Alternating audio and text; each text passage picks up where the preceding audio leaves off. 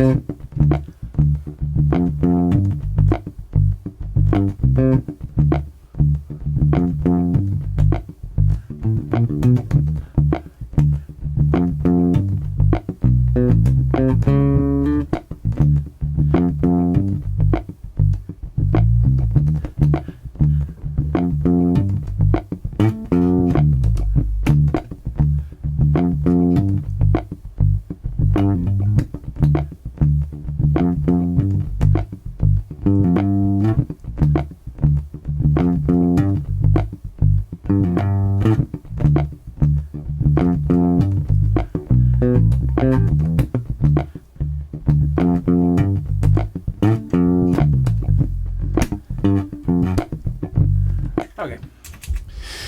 What's happening? It's Janek Gwizdala. It's the Janek Gwizdala podcast. If you're watching on YouTube, you'll see something you don't actually see too often associated with me and YouTube in the same frame. It's a bass with 4 strings on it. Doesn't have my name on it. It has Leo Fender's name on it. We're going to get to all of that mess shortly. It's been quite the week when it comes to basses and instruments and signature this and YouTube comments that. Been super interesting to see that whole side of things unfold with the latest video I posted on the main channel, talking about the signature Federa, the Mattison, and the new F bass. Quite the comment. I mean, just an explosion of interest, which is amazing, and people subbing to the channel that sort of blew me away. Comments coming in like it was going out of fashion. I think we hit almost 900 comments on one video. That's definitely a new record for me in my minor corner of the internet. So I really appreciate people getting involved in the conversation. And there were, it was pretty varied. It wasn't all love. It wasn't all hate. It wasn't all just unsolicited opinions, although there was a lot of that. Pretty amazing to me, the mentality that goes into like commenting on a YouTube video. I haven't done that myself that much in the past, very few times. Normally it's been like, hey, love what it is or something. If I didn't really like something, I just wouldn't bother. Like there's plenty of crap there's plenty of crap on YouTube. It's like, why bother? Be negative about it. Not that negative comments are any sort of barrier to me doing more stuff in the future at all. It was just incredibly interesting to see it all unfold, and for the most part we're talking like 90-something% constructive. Even if it wasn't love or positivity, it was definitely constructive, and a conversation ensued, which was really what I wanted to happen anyway. I wanted people to ask questions, and you guys did, and that was fantastic, and I was able to answer them as best I could, and things that maybe the video hadn't covered or people didn't really get from the video, I was able to fill in some blanks, which was awesome. I think that's what the comments are all about on YouTube. I think that's a great part of it. I could make hour-long videos like that, full-on documentaries. It'd take way longer, and it'd probably be way more boring and less engaging, and it wouldn't help me get where I'm going with the YouTube channel either. So they will stay around the 9 to 13 minute mark, whatever that is, whatever they end up being. It's a shitload of work, I got to tell you. I'm not sure how sustainable it is to do. I'm thinking more about the video that's coming out on Monday, that's coming out tomorrow, that's been probably more work than almost any other video I've put on YouTube. And I'm still not done shooting it even. I'm like almost done with the edit, but I've still got to shoot more stuff. So I'm not sure how sustainable that level of production is. I'm going to try my best because it's also a ton of fun. I'm learning a lot of stuff, and it's teaching me a lot of things, not just about YouTube or about music, but about discipline. Again, I talked a little bit about how the daily vlog was kind of that for me 5 years ago, and it taught me discipline and it taught me skills, and I'm kind of developing those skills again, shall we say, and trying to improve upon them and deliver a compelling 10 minutes of filmmaking, I guess, at the end of the day. That's what it is.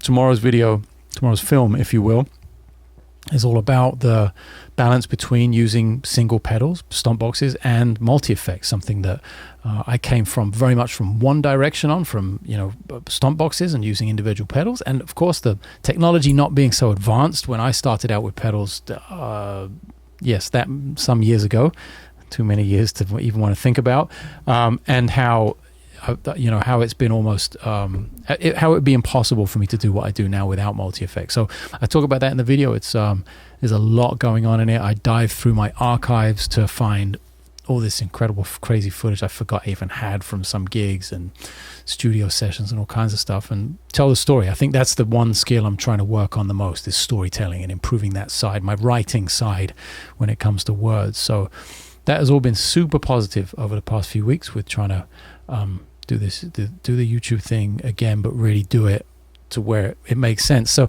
I definitely want to get to some of the, it's nice to be able to talk about it in this sort of long form rather than writing comments. First thing, I was totally crazy to commit to answering every comment for the first 2 weeks of a video being up. I've really got to stick to like 48 hours or something. And I read every single comment and I've replied to every single question. It's kind of hard to reply to a comment. If there's no question there, it's definitely kind of hard to just reply to a comment, because I'm not really sure to say like, hey, cool, thanks. So that side of things is developing. There were a lot of comments, and I don't know who they come from or who these people are. Quite a lot of them are faceless. When you click on their channels, there's nothing there, so you really have no context as to who this person is or where they're coming from, whether they're a casual fan of music or of me or bass or whatever it is, or whether they're a professional musician. Or it's very weird to have a sort of faceless conversation with someone, because it's hard to, when someone's in the room and you can ask them questions and go back and forth, it's so much more rewarding for both sides, I think. And that's one thing that falls very short with the YouTube comments section. So it was tough answering some of them. There were some really like stupid ones. I always say there's no such thing as a stupid question, but there were some very stupid comments, just pointless. Like really, like, did you really have to spend time in your day to say that? Some like total bullshit. So that was, but then there was some like terrible comments that genuinely made me laugh out loud because of how sort of uninformed. It was like, it's amazing, right? Like if it would be like me trying to, I don't want to compare myself to, I don't want this to sound like it's an ego thing, but let's just say objectively, I've just been doing this a long time, so I have some amount of experience. Whether I'm good or bad at what I do, that's all subjective. That's for you to decide. I love what I do. I enjoy learning, and I know I'm constantly improving. So from that standpoint, I can very comfortably sit here and say, hey, I do actually know quite a few things about what I do. And I consider myself to have like a foundation of knowledge, like history of the music, about the instrument, just the basics. I have a really solid foundation of that, even if it's just from being around for 30 years. You know what I mean?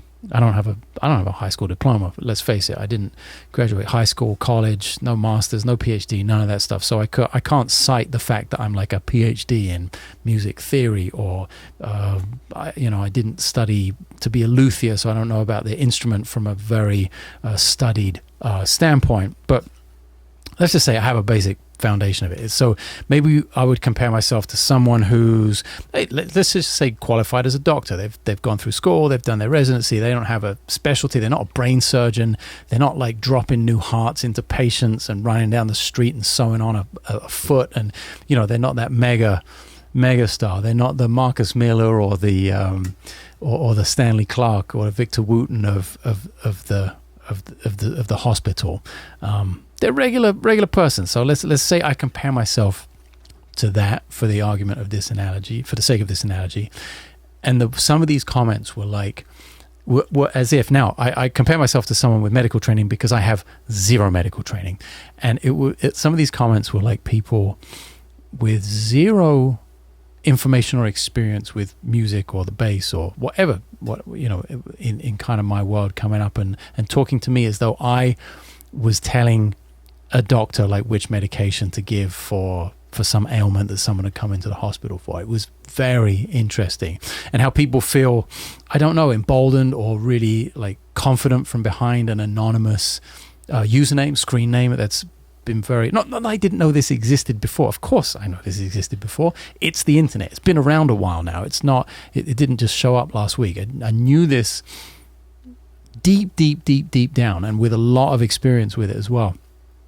But when it's that intense and that focused and about a specific 10-minute piece of material, or whatever it was, 12-minute piece of material, the video that I put up, it really compounds the how big the range of people watching are. It really makes you think about that, and like, oh, then you have to figure out, okay, how do I respond to that? Do I even respond to that? There are like all those questions you ask yourself, and at the same time, you try not to get despondent or put off or angry with it, or it could be very easy to get upset or hurt, I would imagine, when someone leaves you a negative comment or says something you're like, holy shit, you don't know what you're talking about, so there was definitely a little bit of that. So that was an eye-opener.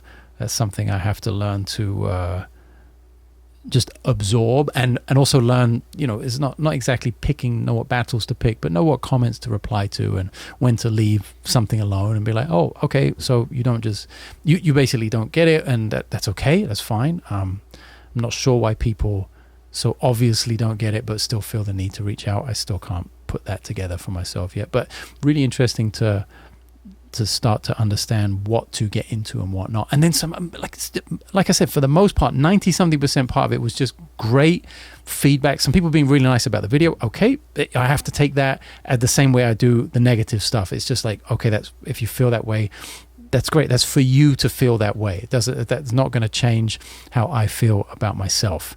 I think that's a huge lesson there I had to learn some time ago.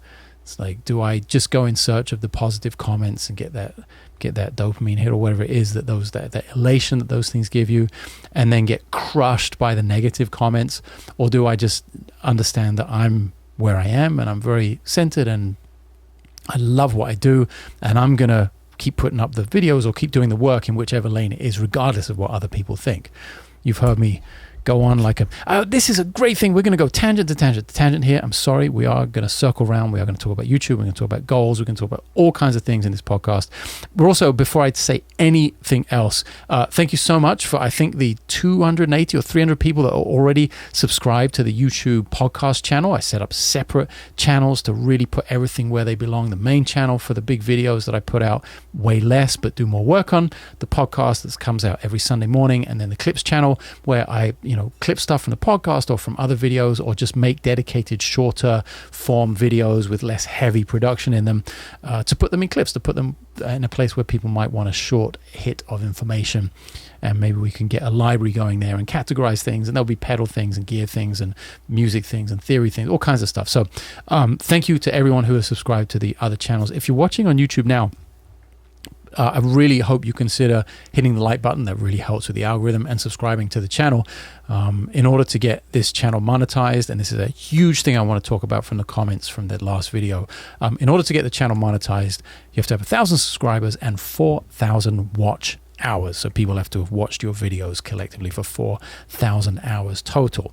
Now that's not crazy. I think on my main channel I have sort of 200,000 watch hours or something over the years, and this month has been an extra special month because I've been really paying attention and making high quality videos, and apparently engaging tens of thousands more people than I normally do. That's been really an amazing response. Can't thank you enough for that. Even my main channel has over 15,000 watch hours just already in this month. So it's not a crazy thing to do. And if just 1,000 people subscribed to this channel on YouTube and watched the podcast for 1 month, just 1 hour each Sunday, that would be it. In 4 weeks, we could monetize the channel. And let's talk about that for a second, because there are a lot of things that's been a little bit of a common thread, and some feedback I've got is like, oh, well, Gwizdala doing this, asking, and then there was one comment that was like, oh, he's just trying to crowdfund a new wall bass. So if you haven't seen the video, check it out. It's 12 minutes of your time. I think it's a cool story. It's one of the most asked questions I had over the past years of my journey with basses and why I left Federa, etc., etc. But one of the things I said in it, my pitch for the channel was, hey, like the video, that really helps push it out to more people. So comment on it. I'm committing to answering all your questions and reading all your comments, and subscribe to the channel. And I set a goal. I haven't hit it. Sorry. I set the goal of getting to 100,000 subs on the main channel by April. We're now, I started at 68. when I started this goal, and we're already up at 71 and a half or something like that. We've added a few thousand people in the first 10 or 12 days, which is amazing. And I said, you know, the 100K thing is just like a stopover on the way to 1 million. I'd really like to get to 1 million subscribers on that channel for a multitude of reasons. Now, you've heard me say this before. It's because I want to go out and play live. It's not because I want to make money on YouTube. The money, even though I've just told you how I'm planning on monetizing this podcast channel, the money's not the focus. The money helps with making better productions on YouTube. It's not like I'm doing YouTube to pay rent or to buy diapers or for basic everyday life. No, that's my life is fine like that. What I don't have is bundles of cash lying around to be able to make bigger and better productions, to be able to bring in bigger and better guests for the podcast, for instance. And it's not like I can generate I can't like double my income or something from YouTube. I mean, without getting to 1 million. And even at 1 million subscribers, there's no guarantee that will equate to revenue. So the idea of anyone saying that is a little bit absurd to me. It's absurd to me because I know what's going on. Maybe from the outside, it looks a bit weird, and people commented like, "Oh, he's trying." The whole thing about crowdfunding the wall bass, because I said, okay, maybe, because there was so much love for wall basses. I talked about wall basses being my very first ever custom bass that was made for me, thanks to Lawrence Cottle introducing me to Pete the Fish at Wall Basses in '97, I want to say. I told a little bit of a story in the video about, I'm telling you the whole story here. I told a little story about finding a wall bass, a 4-string fretless in a junk store in Scotland years ago, 96, I think that was when I got my first wall bass. But that was a used one, an old one, and there were so many people. Like, the love for wall basses in the comments was extreme. It made me smile so much to see that. I really do love their instruments, and a lot of people were like, "Oh, I found one too, and then I regret selling it," and we all regretted selling our basses. And in the video, I said, "Hey, maybe when I get to 1 million subscribers, I'll get a wall." And it was like, that was just for me, maybe as a celebratory, you know, like, I'm sure when my daughter graduates from high school, I'm going to get her a gift, or when something big happens, you celebrate a little bit. And it was just as a goal, like a common thread of, hey, there are a lot of bass players that watch the channel. I'm sure they'd be interested in that. My journey was from wall. It went through Federa and Matters, and I'm now with F-Bass, or what not with. I now play an F-Bass amongst others. But maybe come full circle and close the loop there and get a wall and have a wall in my studio. So that wasn't about getting to 1 million subscribers to make a bunch of money in order to buy a bass. And it was amazing that people got there with that. The motivation was not for that at all. It was just, you know, people set goals and people set themselves maybe a reward for that goal. And for me, I was really... Yeah, of course, I'd love the bass and I'd love to play it. I'm not sure how much I would play it. I don't know how applicable that is to my music anymore. I was thinking about, oh, well, this will be great to make this will be a great story. This will be like, here we are starting kind of my reboot of the YouTube channel, and the biggest video so far, video number 2 into this journey, is about basses. And I mentioned the wall and talked about it and shared pictures and all this. It'd be a nice goal to collectively set with the channel. And no, I'm not asking for you to pay for it. Actually, the only thing I was asking for was for you guys to subscribe and like the channel, which is completely free. And I was trying to give back by committing to answering the questions and reading the comments, and really committing to making better quality films moving forward. It's like something I really love to do, and you know, all the research I'm doing and the work I'm doing on it. I'd love to have a second nice camera for the podcast, so we could do a 2-camera interview setup. You know, there are so many great musicians I want to bring here to my studio, have them sit on the couch. I used to do that like 10 years ago. There are old videos with Brian Bella and Tim LaFave and Sean Hurley and Adrian Farrod and all these people that I had come to the house and sit on the old leather couch and do interviews. I'd love to do that again, but make it something that's really pleasant for you to watch, and something where you can see some detail. And when we hold a pedal up to the thing, you can actually see, oh, what's that? What's going on? And we can really communicate, I think. So if ever there was any money to be made from these channels, it's something, and this is something I hear Mr. Beast, you know, the most popular and successful YouTuber right now as of the making of this video in January 2023, I hear him say all he's ever done is earn money and invest it back into his YouTube channel. And he's able to do all these other amazing things, philanthropy, and he's able to really help people out all over the place. So, there is an element of that to it as well. If I could ever get to that kind of stage where I could provide instruments or some sort of support to someone going to school, start a fund, or like anything like that. And really, I think when you hit 1 million subscribers and go beyond that, some doors start to open and you're able to do some good for other people. You're able to open more doors. I would be able to open more doors for myself in terms of touring and bringing my music live to you. So that's a very circuitous way of saying, I'm not trying to crowdfund a new wall by asking you guys and girls to subscribe to the channel. Not at all. That will be very much on my own dollar.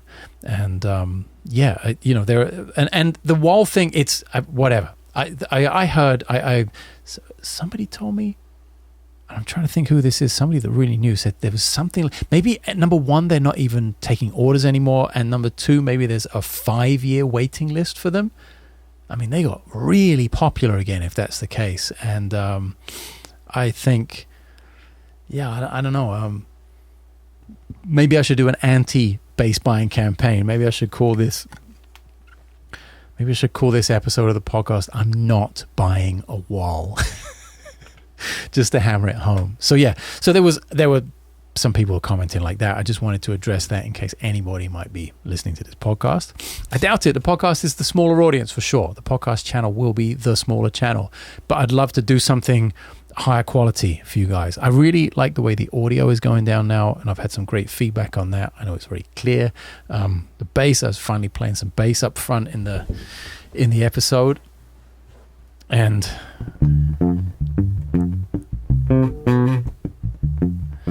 my phone is on vibrate right next to a microphone, and I should probably turn that off while still keeping an eye on my daughter, who is mercifully sleeping. Do not disturb. Thank you very much. So let's get to some other elements. The wall thing, I really think I want to do something different. And maybe you guys will get the sneak peek of this. Because I did I say? No, I didn't. I can't remember where I said it. I filmed so many different sequences and scripts and stuff recently, I'm sort of losing track of it all. But suffice to say, what I would love to do, and what I think a really fun goal would be, obviously this would exclude some people because it's location specific. And it's location specific because I'm from there, so you've guessed that it would happen in London. Maybe I've got, getting more ideas. Maybe I've got to set a different location for each goal that I set for the main channel. How's that? Maybe the 1 million subscribers is for London. That's where I'm from. Maybe 2 million, we get fans to decide. And here's the idea. It's a completely batshit crazy bonkers idea, and I think I can pull it off. I really do. Especially if the channel's at 1 million subscribers and I know that there's like a certain amount of ad revenue coming in. Like that's where the revenue really, where I can reinvest it into the music. That's the most important thing. That's the very top of the pyramid for me, is the live music, live and recorded music, just making music, period. Art. It's not content. It's not content creation. I'm not a fucking creator. I'm not part of the creator economy. It's the biggest buzz phrase, or at least it seems to be on YouTube right now. Music and art at the very top of the priority list for me. Maybe I'm out of date. Maybe I don't know. But that's what does it for me. That's what makes me happiest. That's what I'm able to... that's what I'm most motivated to improve. So any ad revenue that comes from YouTube really goes back really directly into that. I'm not out here like buying Ferraris and stuff. I have no interest in that shit at all. So the crazy idea, I'm not going to delay anymore, is to put on a show. And that show I would love to, because you can do this apparently. I have been told, and it is said on their website, that you can rent the Royal Albert Hall. I mean, you can do this with concert halls all over the world. This is what kind of makes it a cool thing maybe to do at different goals for the YouTube channel and have subscribers pick that, maybe have some voting on it and some, but iconic venues. Royal Albert Hall is an iconic venue, you know, like there are so many classic gigs there. I think Cream played their last show there. There have been so many iconic shows at the Royal Albert Hall, and I think it would be kind of cool to play a gig with the trio there. What an epic place to play with such an intimate ensemble, but at the same time put on a massive show, which is kind of what I'm going for with the trio. I really want to get into creating a show. I want there to be visuals and video and like all kinds of stuff, like really turn it into an experience and not just, oh, we're going to the jazz club and you're going to hear ting, ting, ding and play these tunes and, oh, very nice solo, and everyone goes home. I want it to be something, you know, the best shows I've seen are like, I keep thinking about them afterwards. I want to go, but I'm like, I make a note. I set myself a reminder. I subscribe to a newsletter to let me know when that person is coming back to play again. And I'm well aware that just going and playing music, the three of us on the stage, as fun as that is and as great as an experience as that can be, I want to go beyond that, especially with the music I'm making. I think it's applicable to mix that with some visual stuff, with some lighting, with some sequencing, with like, or just really make the most of what we can do as a trio. And it'll probably mean traveling with 2 or 3 people to run all that stuff, front of house and monitors and visuals and that kind of thing. But that's kind of what I'm going for. So the crazy idea is to rent the Royal Albert Hall. It's not cheap, let's face it, but it's not as expensive as I thought it might be. I thought you're like, oh, that's going to be £100,000 or something, or $200,000. Not even close. So it's definitely doable. The place holds 5 or 5,500 people. And in order to like make it, I don't want to be charging $80 a ticket or something crazy or whatever people normally, I want to make the ticket price crazy cheap. So not only are we building the community and the fans on YouTube and awareness of that, if we can really make this a goal. I have to research it and probably talk to a lawyer and a producer and all that kind of stuff. But if as I think it is, if it's possible and we could head towards that, it would be amazing to set the goal, hit 1 million subscribers and say, okay, within 6, because you have to have some lead time, 4 to 6 months of hitting the 1 million, the show's going to happen. And it doesn't even have to be a one-off show. It could be the end of a big tour in Europe or something like that. Who knows? It doesn't have to be a one-off show, but the show is the payoff for growing the community that big. And in return, I don't think I could give away the tickets for free. I think that would be kind of a crazy, unless the YouTube channel really made that amount of money, which I kind of don't think it ever will be. Bass is a small niche after all. But if you could imagine like 10 or 12 pounds, 15 pounds or something, like the way on the cheaper side to go see a big show at the Royal Albert Hall, if I can make them crazy cheap but sell it out, it's kind of simple maths at the end of the day. Let's say the ticket price is £15 and we do I don't know, 5,000 tickets, that's almost sold out. And if my maths isn't horrendous, I would say that's £75,000. Which I know the initial I know people are going to be like, well, shit, man, if it doesn't cost that much to rent the place, then you're just going to pocket all this money. I'm aware that it doesn't cost that much. It's still a big number. It's still, 5 figures, not in the lowest part of it. But it's let's just say it's less than 20 grand. That's the figure I've seen to rent it. But then you have to have production, you have to have backline and lighting and sound, and like all of those things are extra. So it ends up being kind of a crazy number at the end of the day. So if I could do 10 or 15 pounds, I'd love to do 10. Imagine that if we sold it out at £10 a ticket. Isn't that crazy? And I don't know what their cut is on the tickets. There's always going to be some bullshit on the back end where they're trying to hose you. It might be they might charge you for the hall and then it's an 80-20 split. So 75 grand suddenly disappears and becomes 80% of 75 is 60. So then it's 60 to me, and then less the 20 for the hall. That's 40. Less another 10 for production. That's 30. It keeps like plummeting rather fast. I'm sure I need insurance. I'm sure there's all kinds of things. A ton of people I'd have to hire to do it. I think they'll only do it if I use a promoter, like an official promoter that does big shows. Don't think they'll let me independently produce that. But this is what I'm really trying to test, the ceiling and try and push through the ceiling of what's possible when you have a big following on YouTube, when you have a community of people who are actually really engaged in what you do, and the subscribers actually equal people who will watch your stuff and listen to your stuff. And that's what I want to do. I don't want 1 million subscribers and get like 50,000 views on a video. That's not it to me. Like, what is that?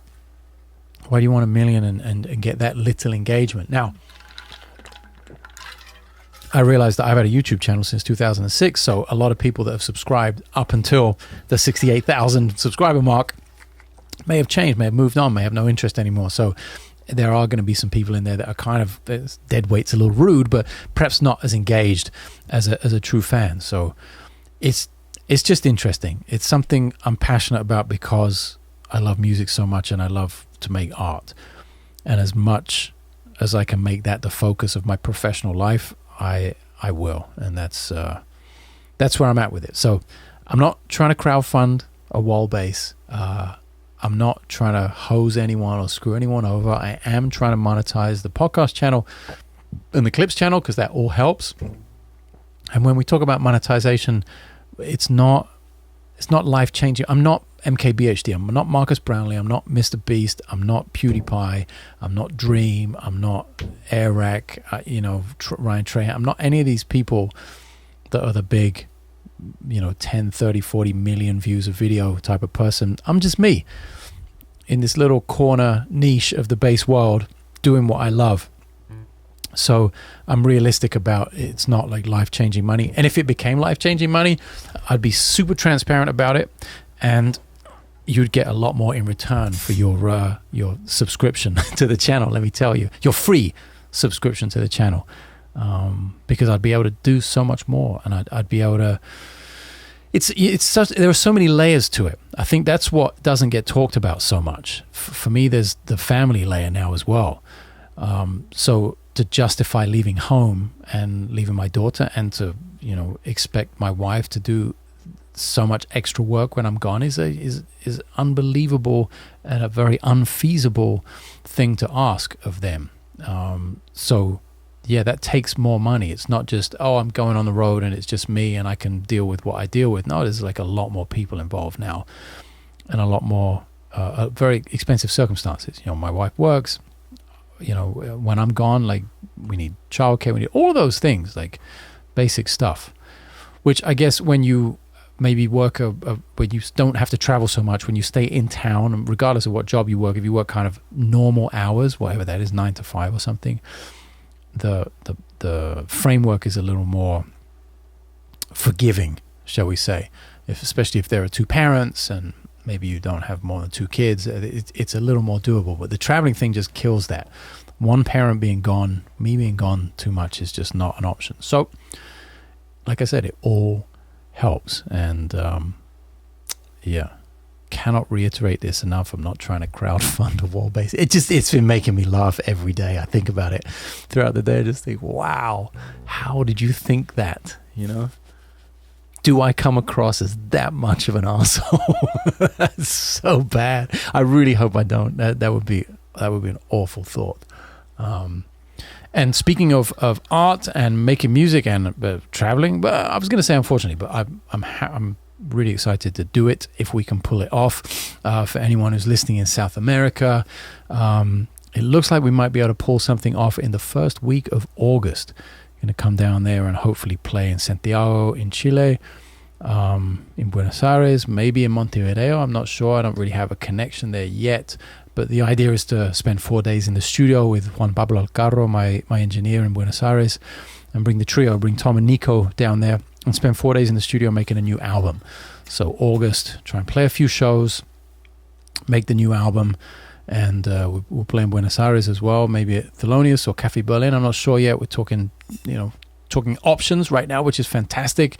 Trying to make it all work out and really make some beautiful music, hopefully. Really, I'm itching to get back in the studio after last year in Spain. It was, for me, the most successful project, most successful album all round. But most importantly, musically, it was the most satisfying thing I'd ever done as a band leader. So I want to keep on that. I don't want to let that fall by the wayside. In fact, I want to do way more of it. I don't particularly want to have to travel super far like this to make it happen, but this time around makes a lot of sense with where everyone's at and the kind of thing I want to do and more importantly, who I want to do it with. So yeah, look forward to that. August, that's what we're planning right now, as well as the European tour coming up in November. Still don't have dates for it yet, but that stuff just takes time. Clunk. And I know there's a ton of other stuff that I need to talk about, but it's so hectic right now trying to produce these short films. It's really a lesson in what do you do. I mean, I've seen, my vibe is just to get into it on the biggest scale possible. So I just look at and research the biggest filmmakers on YouTube, the biggest channels, and like I mentioned Mr. Beast before. And it's crazy how he has a reacts channel where he just reacts to stuff, and he actually did a video where he reacted to all the videos they threw in the trash, and spending tens or hundreds of thousands of dollars on making a video. And then like they got to the one thing, like crashing a car into a wall at 100 miles an hour or something, some silly stunt, and they got to the total payoff of the movie. They finally crashed the car into the wall, and the camera was out of focus. They had one shot and the camera was out of focus. And Jimmy said as soon as he saw the shot, he's just, oh, that's done. That is done. And there are a couple of things I did on this new video that's supposed to come out on Monday. I really hope I get it finished. That I just look at it, I'm like, oh, you idiot. Like, why? But there's one setting on the camera that's not quite right, or this one tiny, and those little details, when I'm trying to make the best video possible, they really they bother the shit out of me. So I'm really trying to give myself time. You know, when I put that first video out of this little run of this reboot, the 3 things I recommend for all bass players for their practice routine, I was like, oh, Tuesday, I'll put out videos every Tuesday. And then the next one came with like a Wednesday or a Thursday, and now it's like 8-9 days later and I'm still not done. So I have to give myself that time. That's probably the toughest thing for me, not to just be like, all right, let's just put it out there. You know, title has to be right, thumbnail has to be right, the edit has to be right, the music has to be right, the sound design has to be right, the story has to be right, like everything has to be right, because I want it to do well. I don't want to, and as much as I was going to say I don't want to have wasted the time, but also as much as I don't want to waste time, if I feel it's not ready and it's not right to go out, I'm going to stick it in the trash. Maybe I'll keep it for 2 years from now where I can make a react video like, hey, this is something I made and it took weeks, and, you know, it maybe wasn't as bad as I thought it was at the time, because at the time I thought it was garbage, but let's take a look at it, and here are the reasons I didn't put it out, you know. So that's been some kind of 10 days so far working on this, and 4 days of just trying to write a script, you know, and be better at that. And then, do I want to use a teleprompter? Do I not want to use a teleprompter? You know, what's the shot I'm going for? How's the lighting? You know, thankfully I have a professional filmmaker coming to the studio in a few days to sort out my setup and squeeze the most out of all this gear. I cannot wait for that. And if you're in Louisiana, I just remember, because it's the day before I'm leaving with Bob. If you're in Louisiana, in Baton Rouge, Louisiana, I'm playing with Bob at I think it's called Chelsea's Garage. Is that the name of the place? You'll have to check me on that. It's on my website, janekgwizdala.com. On the tour dates, it's the 2nd of February. Baton Rouge, Louisiana, with Bob Reynolds. I think it's for like the Jazz Society of Baton Rouge or something like that. We're going with Bob's band, with Gene and Russ and myself. Just a one-off, an out and back. And it's interesting to think about traveling now. I haven't traveled since the beginning of December, so I've been home almost 2 months straight, and I'm only going for one gig, and then I don't go out until the end of March, or 21st of March with Steve Smith. So going to be home kind of a long time. December, January, February, like 3.5 months I'll have been home and only played one gig out of town, which is crazy for me normally. Like I say in this new video coming up about pedals, I used to spend like the 2000s, I was on the road 7 months of every year, and then I was in the studio most of the time when I was home. So times have definitely changed in that regard. But to think about doing YouTube stuff and producing videos and all that, it's going to be very interesting to figure out how I do that when I'm traveling. You know, I'm going to have to really time it well, maybe pre-make a film ahead of time, and have it able to release while I'm out, or maybe concentrate more on script writing and stuff like that while I'm gone. That's going to be really important, and I'm excited about that. I'm excited to get my writing better, to be able to tell a better story and to thread ideas together better and to really pace it so people understand it and not get too hyped. You know, those were some comments like, why does he cut the video so fast? Like, why is every word on top of the other with every jump cut? Holy shit.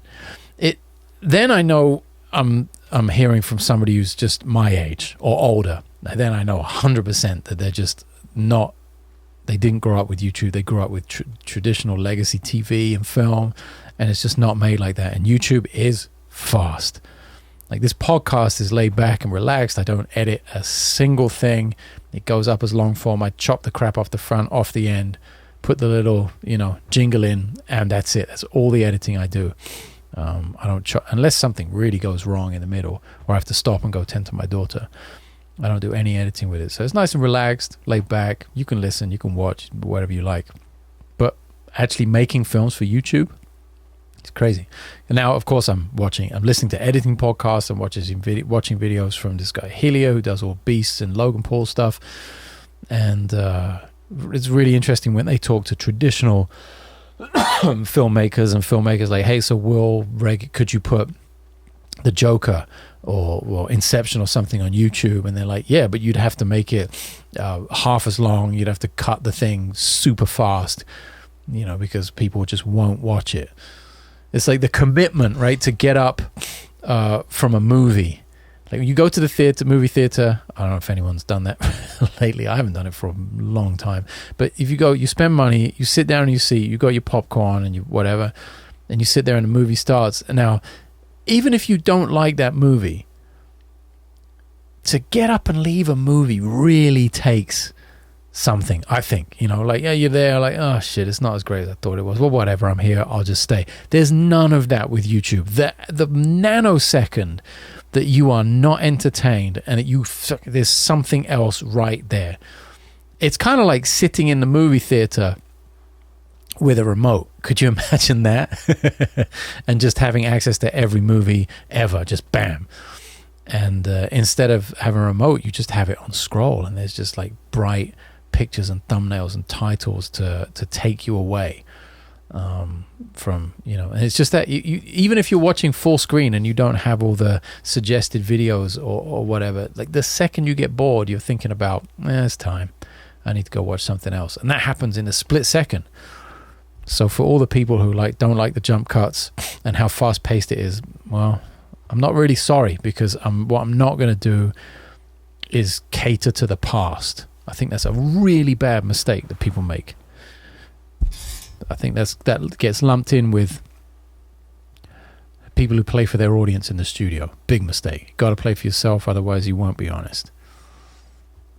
Don't play for what people think, or what you think people want you to do. Do what you want to do, and then see if they like it. And if you build up trust by always being honest and doing what you do, they'll like it. And if they don't, it doesn't matter. It never matters what other people think. And I think a lot of people confuse me with somebody who gives a fuck as well. I just don't, which is sometimes very detrimental to my career. But I cannot tell you how much of an incredible foundation that has put in my self-confidence, in my ability to have willpower, and in my curiosity. It's just, not caring what other people think is really huge. I think getting off social media I've talked about that so much, I know, but I always come back to that. Of course, it's very fresh. It's happened recently, and I keep coming back to wow, I'm not wasting any time on this shit. I'm not reading or having other people's input and their opinions about me at all. There are no distractions. It was the same with base forums. I've never, have I been on a gear forum specifically? I'm not sure. Probably. I've probably read an article or something there. I've never like just trolled through forums like that. Like Reddit seems to be like that. Just endless amounts, endless streams of information that you could get lost in forever. And when I got to be honest, when I search for a solution for something, more often than not, Reddit pops up as an answer, because there is so much incredible information there. So in that sense, I've used it. It has showed up in a search engine as a search result, and I've been to the site, but I've never. I have, of course, I've seen it, and I've seen posts there, and there's gear and all kinds of, there's just so much stuff, but it is such a time suck unless you want something specific. I don't really have time for the conversation in 9 different places. So yeah, but bass forums especially are just, oh my god, the cesspools for mediocrity and misunderstanding. There's no nuance, right? There are just people who they know, and that's it. They know. It's crazy how those people are never people you've ever seen on a gig in your life. That's always the funny side for me when I see that. It's like, oh, and it's the good thing is it's really easy to identify those people at the end of the day. So yeah, those time sucks have been amazing not to be around. And yeah, it really gives me a sense of sort of clarity. You know, I get to hang out with people and talk to people that I really respect. And I'm lucky to get into some situations where I meet new people that become those people in my life, and I get to bounce ideas off them, and likewise them off me. And it's kind of a healthier, more in-person, or if not in-person, more personal, relationship-based approach to communication and to ideas and to development, which I think is way healthier if you can do that, either in person or very personally. I'm actually really hoping. I've actually never met in person, but I've been on his podcast, and we text now, and talk about being parents and stuff once in a while, and we have some similar interests and similar musical taste. Markus Reuter, I guess that's how you pronounce it in German. I was on his podcast during the pandemic, and he's going to be in Los Angeles with Tony Levin, huge hero of mine, who I've only met once. Hey, that'd be maybe a nice opportunity to meet Tony again, and maybe get to hang out briefly. I don't want to.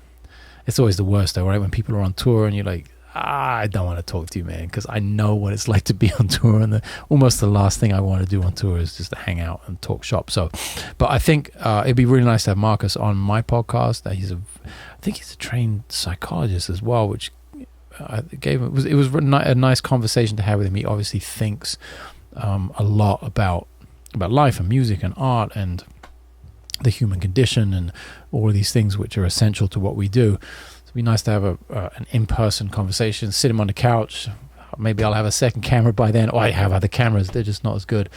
Maybe I'll set it up just for the fuck of it, and we'll get a nice interview happening. But that's what I'm talking about. It's nice to have conversations like that in person, or to have the person's number where you feel like you can text them or they can text you or call. You know, I have that with Benny Greb, and I haven't spoken to him in a couple of months. There's somebody on my call list coming up, because we very good friends, and we have a lot of things in common that we like to think about, talk about, and to do musically.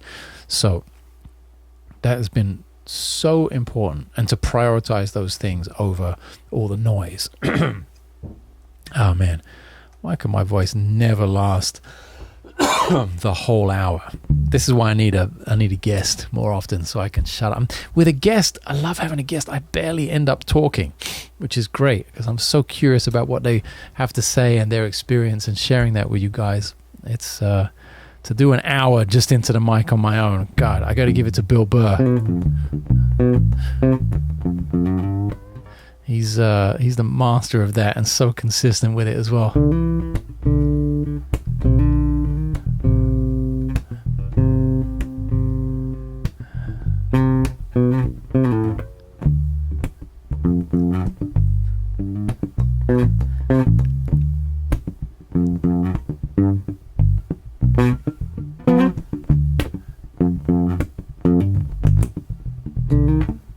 What was that? Just doing. I see. Yeah, it's weird. I haven't played on the flats in a while. I've been playing a 4-string a little bit when I'm practicing, but I'm playing the Henrik Linder Matheson, which has rounds on it. Really nice bass. Wish it was closer. I'd play it for you guys a little bit, but old tape wound flats on a P bass. Not the greatest slap sound. I'll I'll venture to say.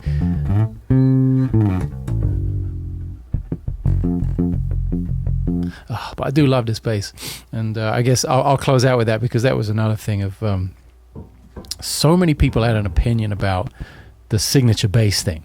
That's a whole maybe if you guys aren't too bored about it, leave some comments. I definitely give me some comments on this YouTube on this podcast channel. I'm totally into it. I'll bundle that into my YouTube comments office hour timing, and try and answer as many questions as I can. I really appreciate you guys spending the time. If you can like the video, leave it running in the background, maybe put your kid to sleep with anything. If you can leave it running and watch all the way through, it's pretty phenomenal, the power of that. Retention is the name of the game on YouTube. But yeah, if you guys aren't bored of hearing about basses and about signature things and deals and the business side, there were so many comments about how people thought it was so financially motivated, that my whole story was about a money grab, or it was based around me not having enough control. People thought, he was just pissed that he didn't have control, and it wasn't about that. So I didn't want control of anything. I wanted the company to take note of, and again, not Vinny or Joey. I keep saying that. I wanted the management at the time to say, to understand what was going on, and I was trying to convey the kinds of conversations I was having with fans that were based around, hey, this is too expensive for a bass, or we love your music and we love the sound and we'd love to have something a little more accessible. And even accessible would have been half the price, which is still really expensive for most young players. So it wasn't about money for me. And it's an interesting world, the world of endorsements, and what happens when you endorse a product, and what happens when you have your name associated with a product. And there were some very clued in comments, I have to say. People were commenting on that, and they were saying, hey, signature instruments, quite often artists don't even play their own signature instrument. And then there's sort of in the middle, and then there's absolutely, if I think about, let's think about some people who play, 10 minutes. Can I do this in 10 minutes? Maybe I'll talk about it all now because it's fresh in my brain. There are people you think of Billy Sheehan and Nathan East, they actually play their exact, when you go out and buy that instrument, that's exactly what they're playing. I think Nate had this fancy thing made that I don't believe Yamaha are going to put into production, but for the bulk of his career, when you've seen Nate play the white bass or one of his Yamaha signature instruments, that really is what he plays. It's not like he has this signature instrument with Yamaha and then he goes and plays a Fender in the studio when the cameras aren't rolling.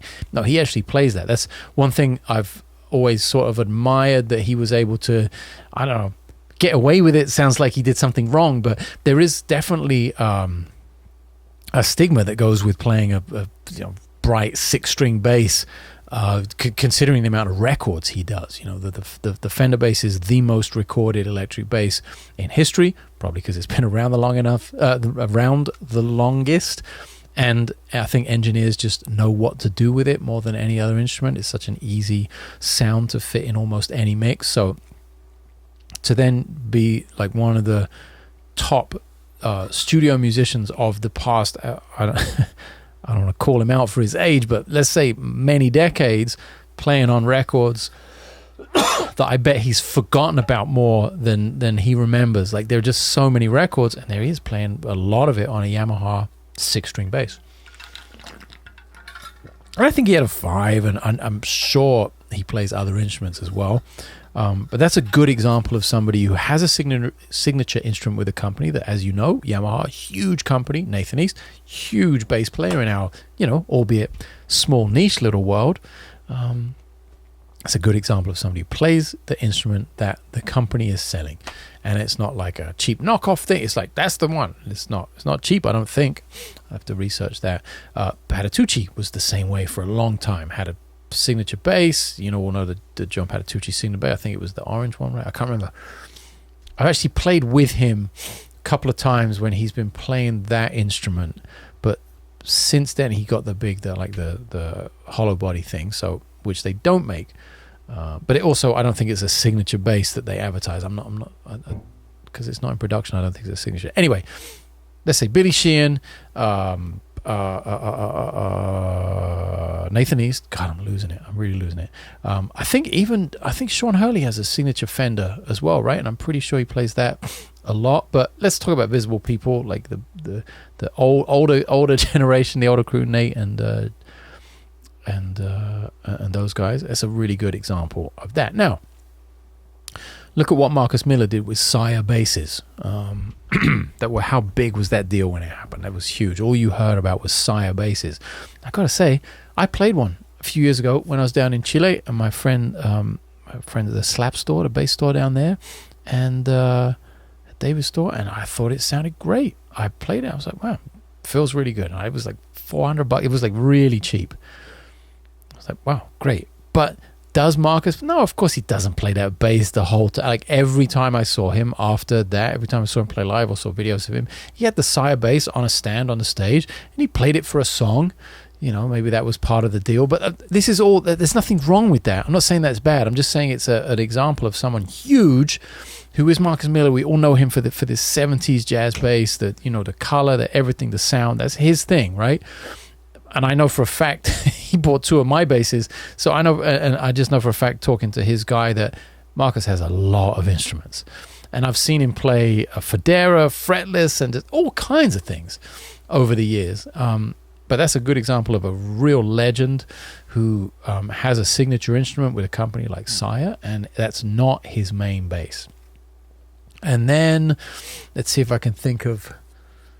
how about Flea, for instance? There's a mega star of the bass world, and I'm pretty sure he did his signature bass, but the really colorful one was meant to be, I think this was, I really don't want to get this wrong, but, and you just fact check me, I'm throwing it out there that this might not be 1,000% accurate, but I want to say what I remember from it is that those bright colored basses, they were super cheap. I can't even remember who made them. Was it Music Man? I'm not sure. I really don't want to be talking out of my ass here without the laptop in front of me doing research. But I want to say at the time, what I remember him talking about was he wanted to make the price point way more accessible to young kids who wanted to play. So I think they made that range of instruments that were like attached to Flea's name. I think the Chili Peppers and Flea helping to promote that, to raise awareness of music to young kids. I know Flea has the school in Silver Lake. He's always like giving back and doing amazing things for the community, for the music community especially. So maybe that's a good example of someone who plays, I'm actually not sure what bass he plays, probably several basses. Actually, what did Californication or Blood Sugar Sex Magic, one of those records was done on a wall. So he's played different basses throughout his career, let's just say that, but had a very recognizable brand going on, and that wasn't his main bass as far as I know. When he went out with the Chili Peppers, he wasn't playing like the entry-level student model. So there are different grades, different situations, different parameters for different companies, different people. And then, of course, on the back end, and something people were commenting about, like how connected my decisions were to finances. Like moving from one company to another was like a financial decision. Well, I hate to break it to you, but no, it wasn't. I wasn't making any significant amounts of money from any of it. Did I have a percentage of units sold? Absolutely. That's how most signature deals work. That's the payoff. You know, you get the instrument as an artist, as a signature artist, you get the instrument for free, and you know, because of the company using your name to sell the instrument, in return you negotiate some sort of commission. I've seen everything from single digit percentages, 2, 3, 5% up to 10%. Can't remember hearing of numbers over 10% on the sale of an instrument. I think that's quite rare. And I would hazard a guess that numbers would sit somewhere in the 5% royalty payment on an instrument. That's really just a guess, though. That's speaking from personal experience. I've had different numbers with different companies. I will say that. And the move from Federa to Matheson, for instance, had nothing to do with money. And there was there were comments that were like, well, it wasn't like those companies were coming to me to ask me to make the signature instrument, that I had to ask for them to do it. Actually, no, that wasn't how it happened either.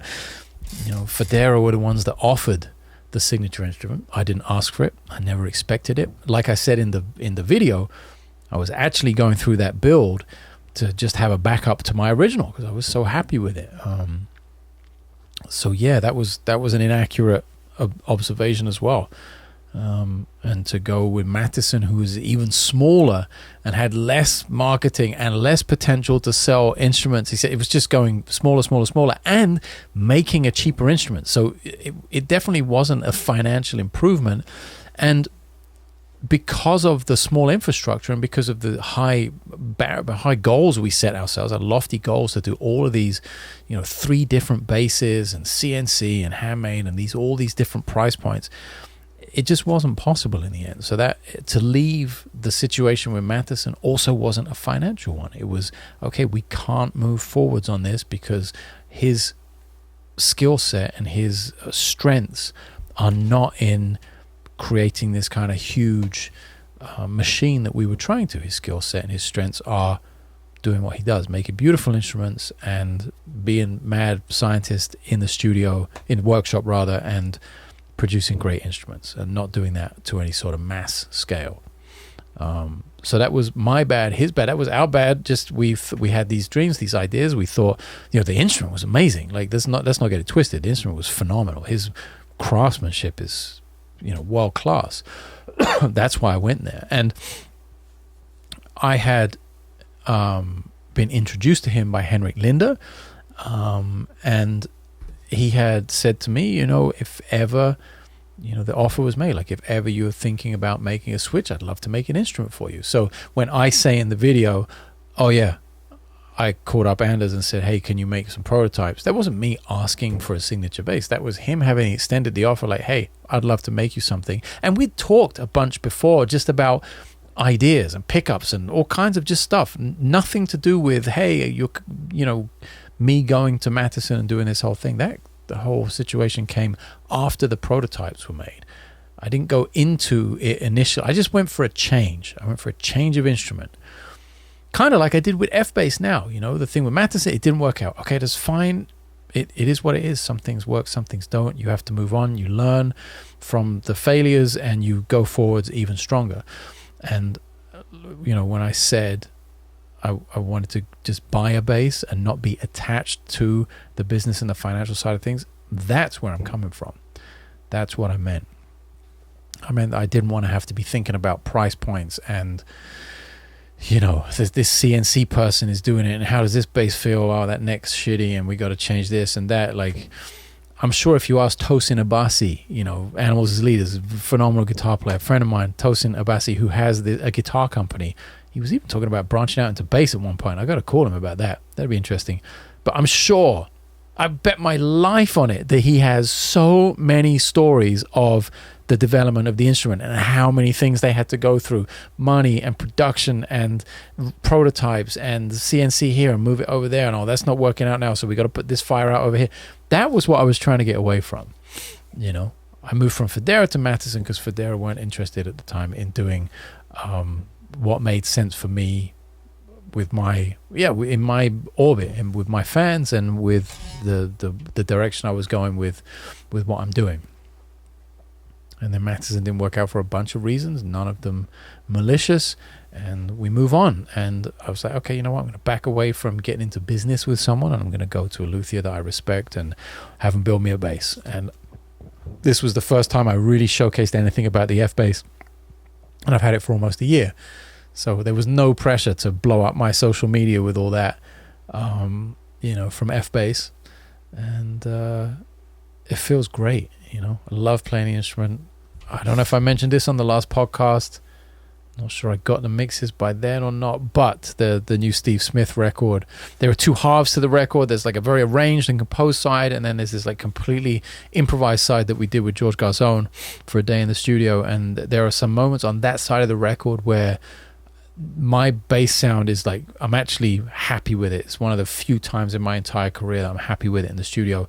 And not only am I happy with it, but I think it's the best I've been able to play and hear my bass in a mix in my entire career. So that was what an amazing thing to get to after all of that stuff I just talked about, and all the ups and downs and the ins and outs and the questions and all of that stuff. What an amazing place to get to. So I'm happy to share that with you. Really happy to say that that's ultimately the result is net positive. It's just took a while to get there, and I'm sure it will change, and there will be things coming in and things going out, and I don't see myself like not playing this F bass for a very long time. Like it's a beautiful instrument. It's what I'm traveling with, it's what I'm recording with. I think we'll take it to South America, play on the new record, doing the Steve Smith tour on it. Just did the Steve Smith record. I played a trio gig in New York, which was super fun on it. It's just part of my thing now, which is great. But like I played a little bit in this podcast, the P bass is always here. The couple of 4-string Mattisons are awesome. I wish we'd never sold the 5-string prototype Mattison. That was also such a nice instrument, but I understood that Anders needed to make some money back on his prototype, so ended up selling one of them.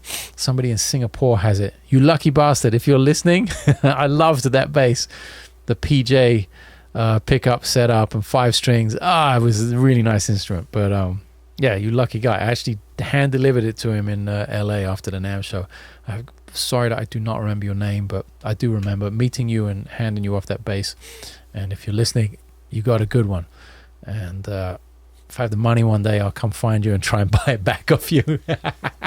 And not that I sold it to you, Anders sold it to you, but maybe I'll try and get it back at some point. So that's it. Hopefully that's a little information, if you didn't know, on the inside workings of how signature models work. And people get the instruments for free. They get nice support from the company if the relationship is good, get a percentage on the sale, and everyone's deal works differently. And people all have different ways to approach it. I've shared mine in actually way more detail now, I guess, in this podcast plus the video I put out. So if you haven't seen that, go check it out on the main channel.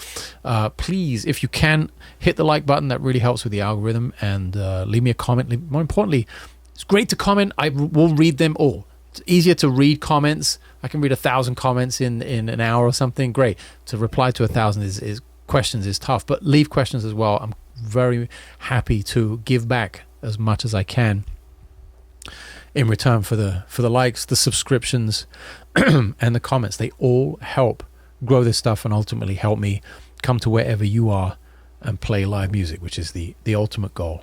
So yeah, stay tuned for all those other YouTube related goals. Let's see. No crowdfunding wall bass.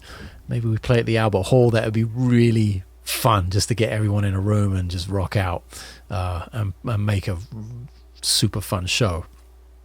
And 100,000 subs on the main channel. I've got to figure something to do for that in April if we can do it. We got about 28,000 more to go.